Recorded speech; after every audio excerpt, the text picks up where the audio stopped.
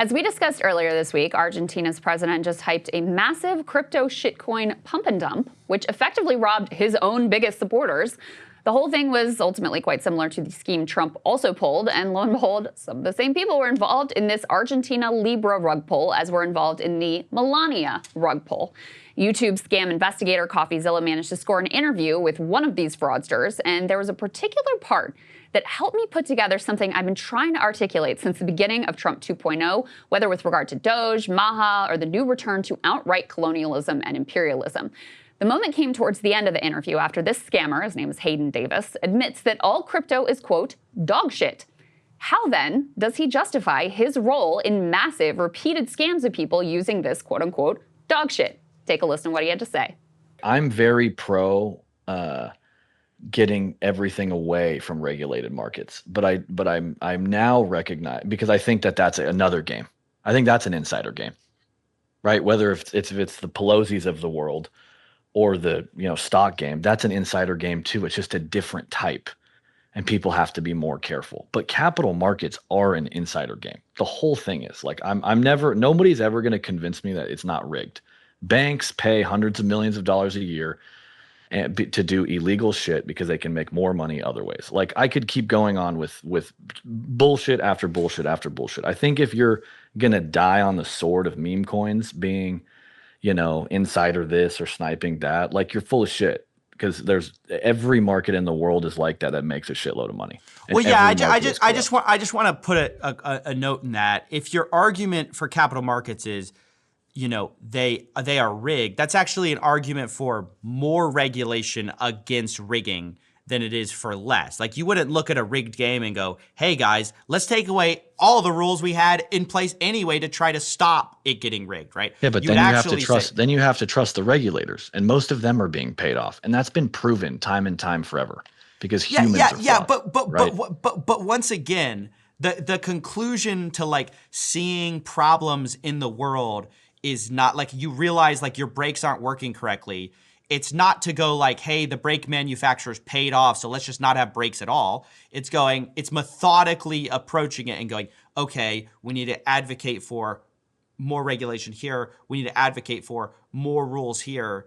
Saying like, oh yeah, it's all rigged isn't the dunk that people think it is on rules in general. Does that make sense? Sure, but it doesn't matter. Like that to me is kind of a little bit of a mute point, because it's like it doesn't matter. The people that have the most money, the most access, and the most control, which is insiders, in any market in the world, always win.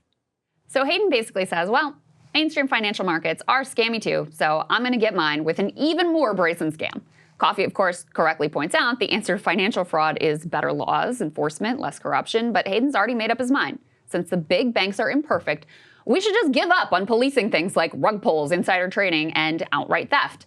Now, that philosophy actually seems to me to be pretty core to the ethos of Trump 2.0. It's a dark nihilism that effectively says, look, everything's bad, so let's just make it worse. Since the financial system is gamed by insiders, let's just go full open scam.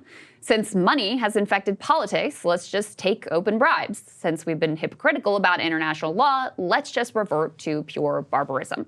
It's an ethos that I think is very much at the core of the anarcho-capitalist ideology that Elon and Project 2025 architect Russ Vought have infused the second Trump administration with. Since governments can't fully check corporate power, just disband the government, privatize all functions, and let the oligarch CEO dictators run wild. Don't believe me? Just listen to Mark Andreessen, as influential a person as any in this administration, explain how since democracy will always be flawed, we should just openly embrace oligarchy. So the iron law of oligarchy basically says democracy is fake. There's always a ruling class. There's always a ruling elite structurally. And he said the reason for that is because the masses can't organize. Right.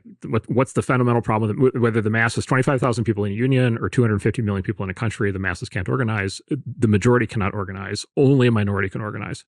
And to be effective in politics, you must organize. And therefore, every political structure in human history has been some form of a small organized elite ruling a large and dispersed majority. Every single one. And so basically, the presumption that we are in a democracy is just sort of by definition fake. Now, Good news for the U.S., it turns out the founders understood this. And so, of course, they didn't give us a direct democracy. They gave us a representative democracy, right? And so they built the oligarchy into the system in the form of Congress and the executive branch and the judicial branch. So as a consequence, democracy is always and everywhere fake. There is always a ruling elite. And basically the lesson of the Machiavellians is you can deny that if you want, but you're fooling yourself. The way to actually think about how to make a system work and maintain any sort of shred of freedom is to actually understand that is actually what's happening. So the basic message here is democracy is fake. So just give up on letting people have a say and embrace your billionaire overlords. You can see how this ideology, also tied to the ideas of Nick Land and Curtis Yarvin, the so-called Dark Enlightenment or neo-reactionary movements, how this provides a very convenient philosophical backdrop for Elon to execute on his own plans and personally selected goals for humanity. Elon, he wants total power, and this ideology provides him a pathway to exactly that. I've been reading Walter Isaacson's biography on Elon. One thing you really get is how he has personally cast himself as the savior of humanity. Launches SpaceX. It's a sort of insane boondoggle at the start. He believes he must personally guarantee humanity's future as a multi-planetary species. Never mind that none of us voted for this CEO dictator king to destroy the lives of working class people in order to chase his Martian dream. If Elon's multi-planetary goal takes shredding the Constitution, so be it. If it takes sentencing kids with HIV in Africa to death, so be it. If it takes hijacking the entire resources of the United States government to funnel into SpaceX, so be it. But in order for the public to just sit back and watch their data and their tax dollars and their voice in our government all plundered by the richest man on earth, some critical mass has to be convinced that the government wasn't really worth saving anyway, that their voice in our government and their rights that are protected by that government were not really worth preserving after all. That perhaps all those things were fake to begin with, as Andreessen wants them to believe. And the role of this ideology of nihilism is to persuade Americans of exactly that. And look, I actually understand some of the appeal. There's a feel of honesty to this level of nihilism, to saying, as Hayden Davis did, well, the insiders always come out on top, so why not just celebrate it? Or democracy never can be perfected, so let's just embrace our oligarchs. It's an appeal that has kind of always been at the core of Trump, helps to explain why, even though he lies more than probably any person I've ever known outside of Elon, why so many people continue to view him as an exceptionally honest politician.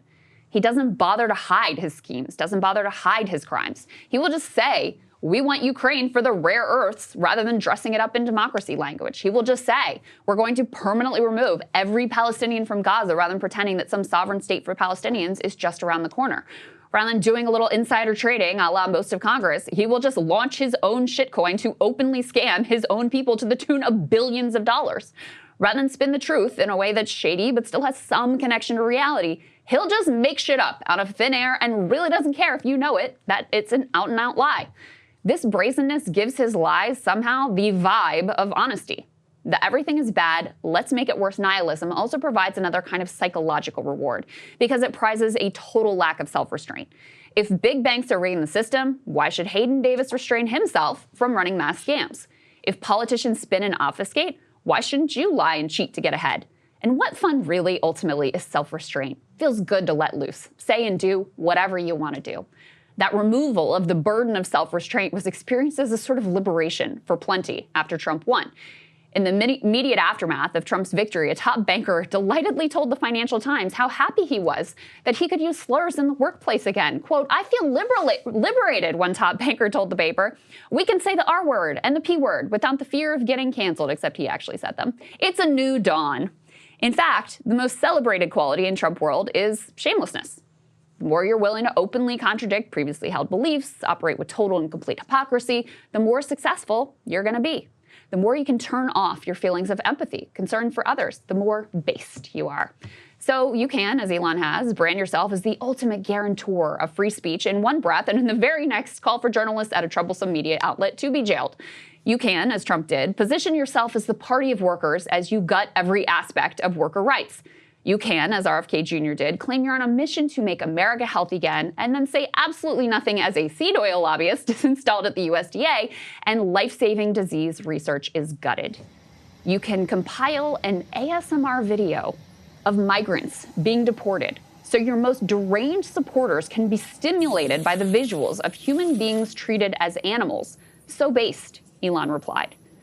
These lies, cruelties, and hypocrisy, they all trigger outrage. An outraged generation is the most valuable currency in Trump world. Those with the shamelessness to trigger the most of it rise the highest. But at the core of all of this is that ethos that since the institutions let you down, you may as well have a bacchanal burning it all to the ground, letting your own worst impulses and those of the society and human nature itself run wild. It's whataboutism brought to its logical conclusion. Since Hillary sent emails on a private server, how can anyone complain about Elon and his hackers downloading all the data of the entire federal government? Since the insiders always come out on top, why not just give the insiders everything up front to begin with? Since the voices of the masses were being drowned out by the wealthy, just hand over all the keys to the wealthiest person on the entire planet.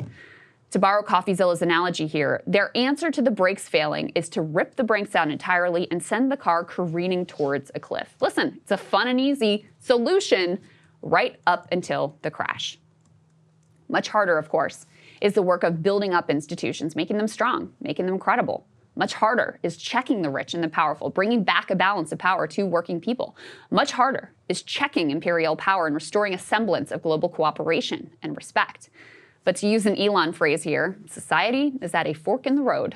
On one path lies a rebuilt New Deal with capital checked, a government unafraid of standing up to the wealthy, a social contract that provides stability, prosperity for everyone.